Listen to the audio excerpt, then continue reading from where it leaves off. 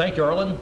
The reason why I asked Arlen to present his system is to show that RF link simulcast systems are in fact very cost-effective, efficient ways to do single-channel systems if you don't already have infrastructure in place that you can just piggyback on. They are relatively simple to do. In most cases, people use a single outgoing frequency to all sites and then either come back via phone lines or via other RF links coming back in. Okay, they are still viable and, as I said, it's still relatively easy to do, most efficient for single-channel systems. This next session is a brief overview on products and features of what's new and what was new last year, just to keep you up to date with some of these evolutionary changes that we see as products go on and change over time.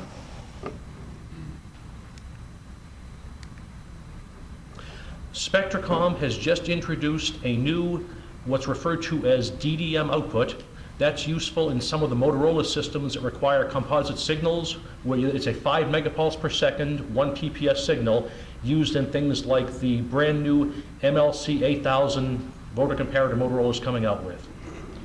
That module is in fact available now. The announcement that I put in the packets talked about it being available mid-June, but that was actually came around ahead of schedule. Convex introduced a new 12-channel distribution amplifier which will generate DPL. Steve Duberstein talked about one he used that generated PL. There's another version that has DPL. It also pre-emphasizes the audio because those flat audio inputs into Quantars and other base stations like that do require pre-emphasized audio. Spectracom has a new distribution amplifier which has 10 megahertz outputs and 1 PPS outputs. Or if you want, you can set that up for 5 megahertz outputs and 1 PPS outputs. There are two versions. One version has 8 outputs of each. The other version has 16 outputs of each.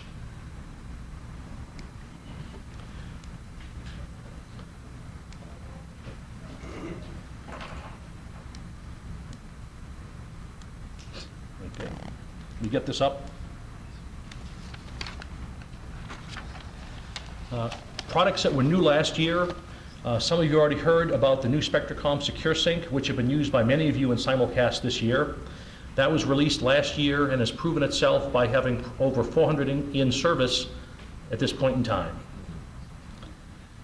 Convex has a 12-channel distribution combiner, which is used when trying to transmit and receive audio and let you utilize an existing voice logger without using twice the number of channels. Harris Broadcast had introduced a new IP module for their T1 multiplexer, such as you can change the multiplexer from T1 to IP by just a common module change. The narrowband booster limiter, which Steve talked about, is available. That's intended to boost the low-level audio.